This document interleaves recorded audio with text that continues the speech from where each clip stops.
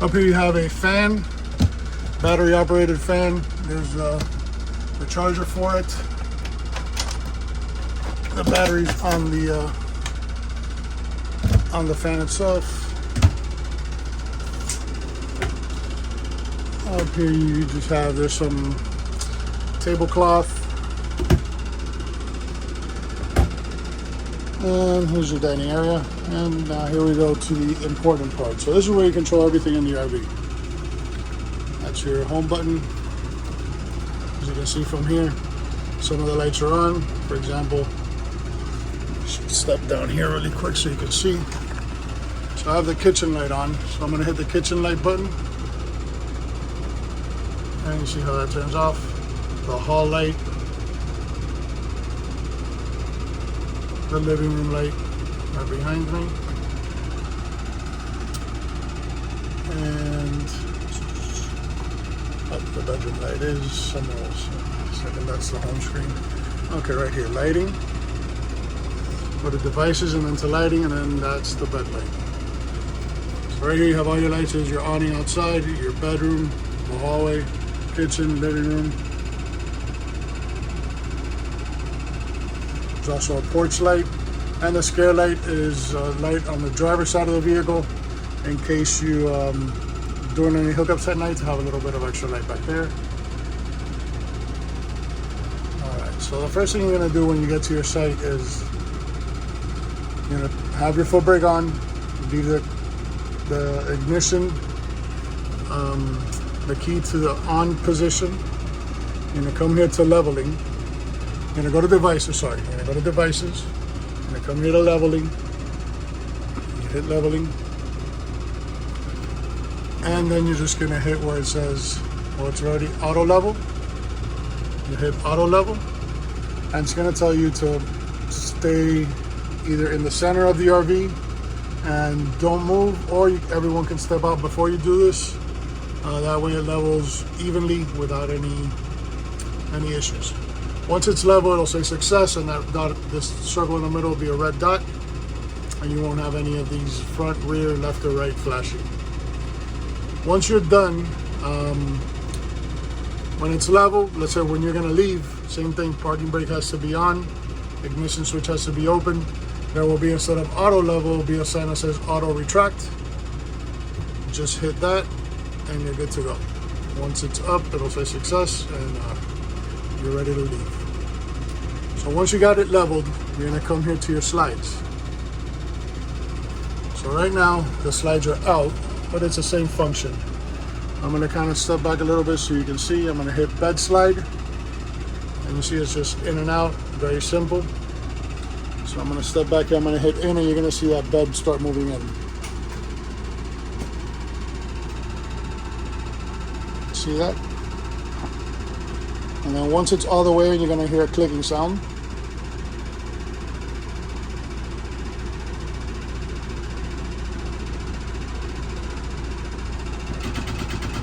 And that's it. That is it. I'm gonna put it back out because I need to make the bed and I need the space to walk around.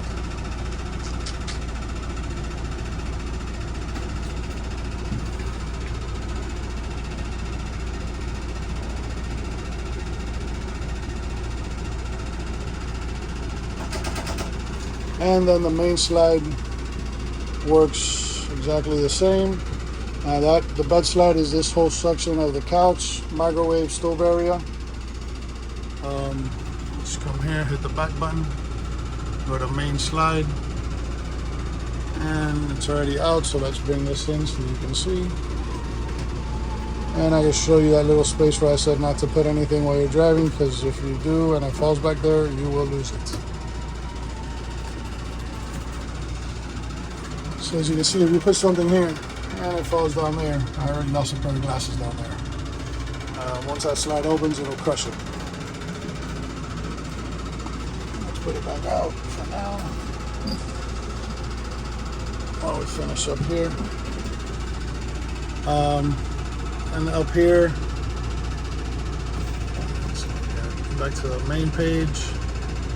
Here you have your awning, which is the awning outside of the unit right up here, and it's the same concept, extend and retract. So I'm going to hit extend so you can see the function.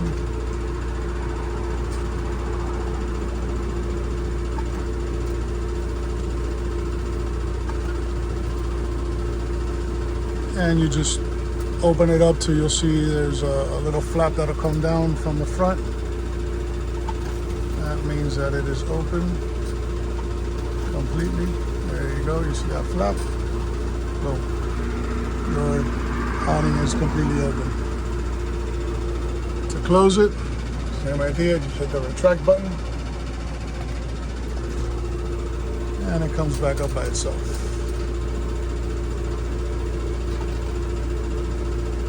This one you gotta kind of watch. It's not gonna make any noises or anything. I forgot you gotta keep the door closed. We're done? Babe, can you hold the door? I'm doing the video.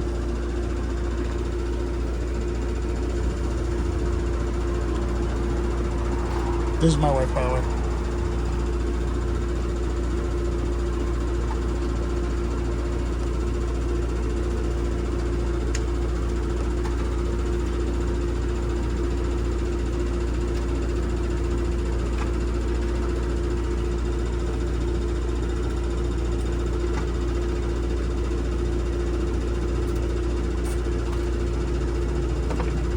And there we go, that's closed. Alright, so coming back here to the monitor panel. So right here you have it's monitor panel. So the water pump is on right now. I'm going to leave it on for you. I'm also going to leave the electric water heater on for you. That's all you got to have on. Your propane tank is about halfway full. I got to empty out the black water tank. But when I'll put some fresh water in for you guys, but not a lot, because it weighs down the RV and you'll spend more fuel than you need to. Just a little bit of water so you can have, if you need to use a bathroom while you're driving or whatever the case may be. So I have the black tank. I haven't emptied it yet to show you. Once it's about this level, maybe a little bit more, you're gonna want to empty it out. Same with the gray tank right down here. So the black tank is from your toilet, the gray tank will be from your shower, and the kitchen sink and the bathroom sink. So when they're about 3/4 way full, you want to go empty them out, and then I'll show you how to do that once we go to the outside. Other than that, in here you don't really have to touch anything else unless you're going to use a generator. The generator is simple. It's on off. I have it on right now since we're cleaning it to have the air conditioning on in the back. Simple on off button. So one thing, when you are driving, you do have power in the RV. As far as the refrigerator will be working, you'll have lights, and what you will not be able to use without the generator is the air conditioning in the back or the microwave, since they use a lot of power. So if you do want to have the air conditioning on in the back part of the RV, you will need to have the generator on. All right, let's go outside to the other side so I can show you the plumbing, how to hook up your electrical to your site once you get there. So slides are open now, so it's going to be a little difficult, but that's anyway. So it's this door right here next to the fuel tank, the gas filter cap. By the way, the gas is regular 87 octane, nothing special here. So you open this door, there's a little clip right here that holds it open for you. And so right here you have, there's a little light down here also if you're hooking this up at night. You're gonna connect your water connection to this one where it says city water. I'll show you where the hose is now. As far as the plumbing is concerned, you gotta open this.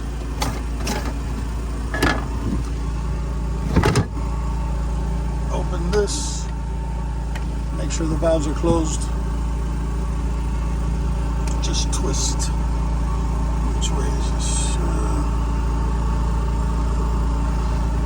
Alright, give me 1 second. There we go. Twist it. Just take that off. I'm going to use this small hose that I have here as an example, and then I'll show you where. This is 5 feet. have another 20 feet of hose in the back. So we're gonna put this through the hole.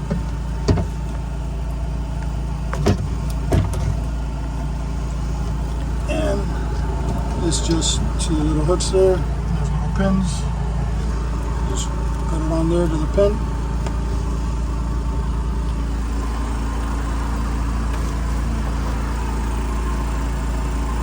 And I'm missing a piece, which I will have to go buy tomorrow for you. Unless it's somewhere else. Let me check if it's in here by any chance. Ah, here it is. Okay. Perfect. So that this end is what actually goes into the sewer pipe. So you would connect this here for a second. There we go. So you would connect these 2 ends together, making that connection, and then this is what goes into your sewer pipe at the campsite. Once you're ready to empty it out, you're going to pull this black lever first. You'll see what's coming out through that clear part of it. Once it's pretty much done, then you can pull the gray. The gray will clean out the black water a little bit. So that'll be, like I said, your sink and your shower water. Okay. Let's disconnect this here. Cover this back up. And put this away.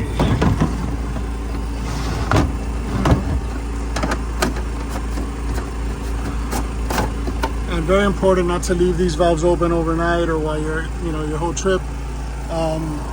If you do, you can get, some pretty bad smells coming in through the sewer system. Remember, you're at an RV park with a bunch of different people, and all those vents connect, and you can also get some bugs and stuff coming in. You have a freshwater wash down here. Again, hot and cold water. So you can wash your hands or anything you may need after doing your hookup. Very important, the water goes to where it says city water connection. And here's your hose with a water pressure valve. The valve is already set to the correct pressure, so just put this into the connection at the campsite and then hook up your hose so that it maintains a proper pressure for the RV plumbing. And last but not least, this is your power outlet. It's 3-pronged, it's 30 amp. It's this black cable here. This is the end that goes plugged into the campsite. Make sure you have a 30 amp campsite here. And this is the end that goes connected to the RV, which is pretty simple. Just put it in at a little bit of an angle, twist to the left, and just screw the gray piece on so that it stays on.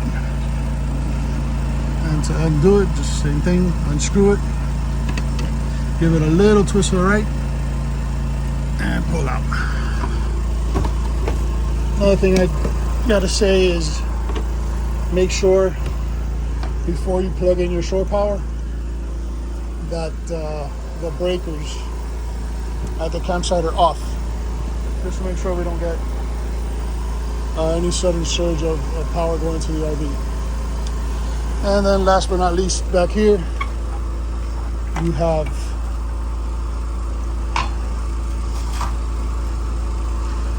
"20 feet of sewer, the sewer line inside the rear bumper." Put this down so I put it back in. There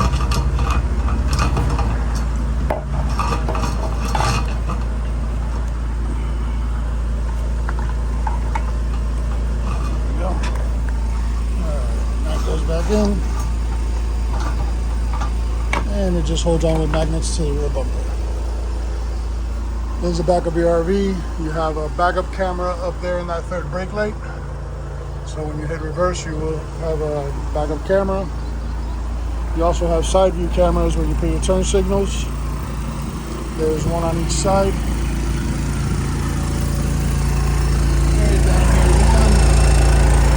then the other one's on the other side.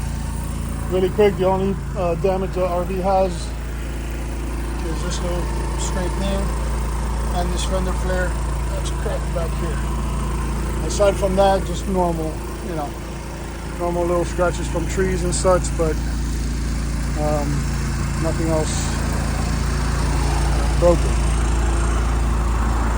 And this is it. She's all clean on the outside, ready to go for you and your family, Antonio.